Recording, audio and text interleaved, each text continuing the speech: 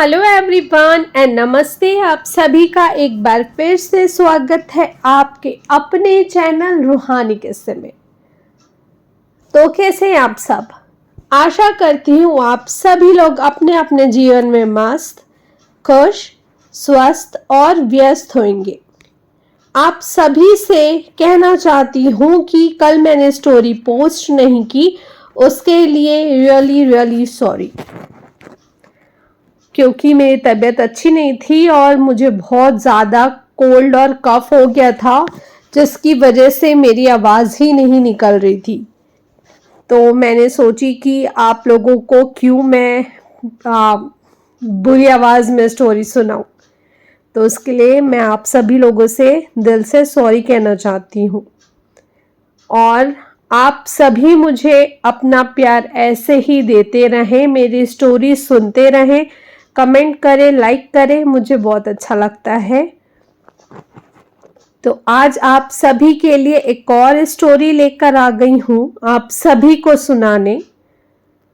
तो आज की जो स्टोरी होगी ना, वो होने वाली है लाल पेड़ के साए के बारे में। क्या आप ऐसे पेड़ के बारे में सुनना चाहेंगे जो रात के अंधेरे में खून के आंसू रोता है? एक ऐसा पेड़ जिसकी शाखाएं इंसानी हाथों जैसी लगती है और जिसके पत्तों पर चेहरे की आकृतियां दिखाई देती है। ये कोई कल्पना नहीं बल्कि एक सच है जो मध्य प्रदेश के पिपरिया गांव के लोग अपनी खौफनाक आवाज में बताते हैं। उस लाल पेड़ का साया आज भी वहां है और जिसने भी उसकी शांति भंग की उसने अपनी जिंदगी खो दी। ये कहानी एक निडर युवक की है जिसने उस पेड़ के रहस्य को सुलझाने की ठानी थी। लेकिन क्या वह सफल हुआ या पेड़ ने उसे भी अपनी गहरी लाल छाया में समा लिया? चलिए इस खौफनाक सफर पर निकलते हैं।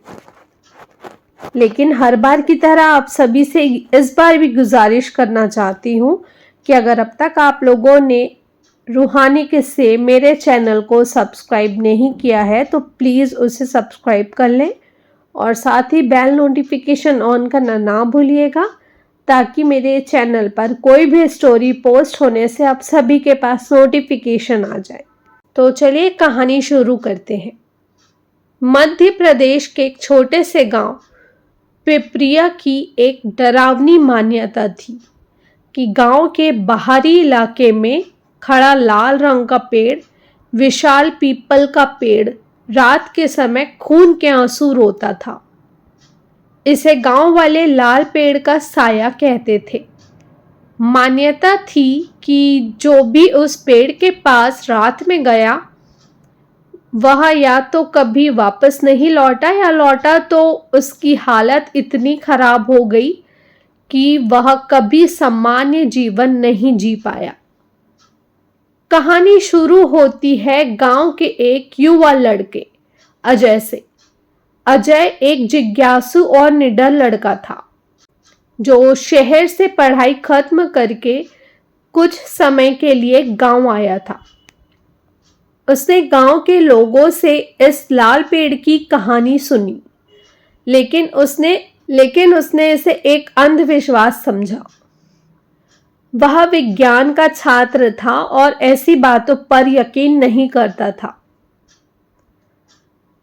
ये तो है कि साइंस बढ़े कि भगवान बढ़े, इसमें हमेशा आर्ग्यूमेंट होता रहता है। तो चलिए आगे बढ़ते हैं। एक दिन गांव की चाय की दुकान पर बैठे हुए उसने बूढ़े रामलाल चाचा से पूछा, चाचा ये लाल पेड़ की कहानी सच है या बस डराने का कोई बहाना?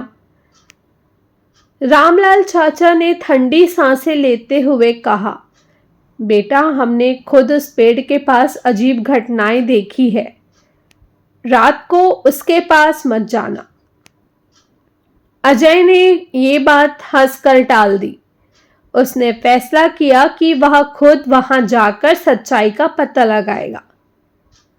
अजय ने अपने दोस्तों रोहित और नीता को भी इस रोमांचक साहसिक काम में शामिल किया।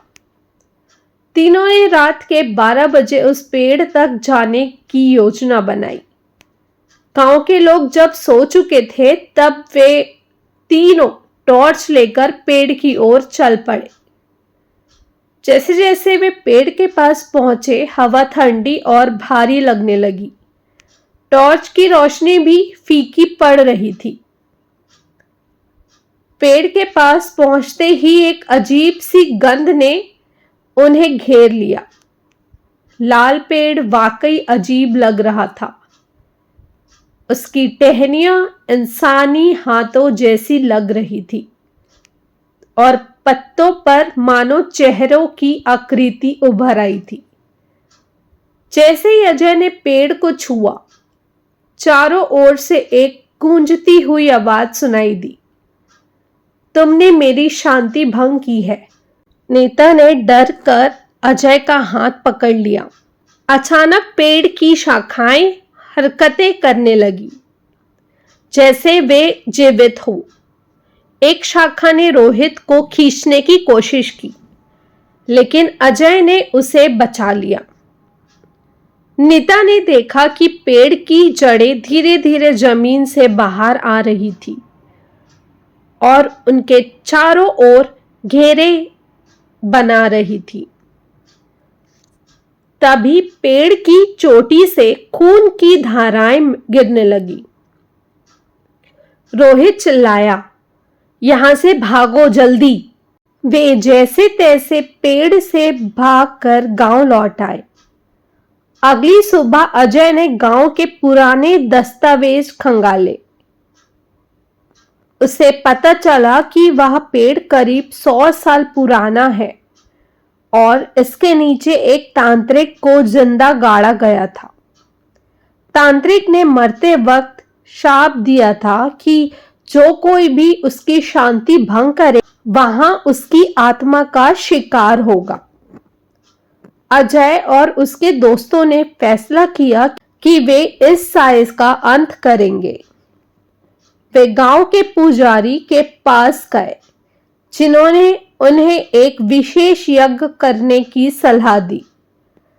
यज्ञ के दौरान जैसे ही मंत्रोच्चार शुरू हुआ, लाल पेड़ से चीखने की आवाजें आने लगी। पेड़ की शाखाएं हवा में झूलने लगी, मानो किसी अदृश्य ताकत से लड़ रही हो। आखिरकार यज्ञ पूरा हुआ और पेड़ जलकर राख हो गया, परंतु उसकी राख से एक काले धुएं की परछाई उठी और अजय के कानों में फुसफुसाई, ये अंत नहीं है, मैं लौटूंगा। गांव में लाल पेड़ का साया भले ही खत्म हो गया हो, लेकिन उसकी यादें और डर अभी भी लोगों के दिलों में जीवित है। अजय अब भी कभी कभी रात में किसी की फुसफुसाहट महसूस करता है। क्या सच में लाल पेड़ खत्म हो गया, या उसका साया अभी भी किसी कोने में छिपा है? शायद ये रहस्य हमेशा एक सवाल बनकर रहेगा। तो दोस्तों, इतनी ही थी आज की कहानी। आशा करती हूं आप सभी को ये कहानी अच्छी लगी होगी। अगर ये कहानी थोड़ी सी भी अच्छी लगी हो तो इस कहानी को एक लाइक और मेरे चैनल को सब्सक्राइब करना मत भूलिएगा। और मुझे कमेंट करिए और बताइए कि क्या आपके पास भी कोई हॉरर स्टोरी या अनोखी कहानियां हैं या नहीं।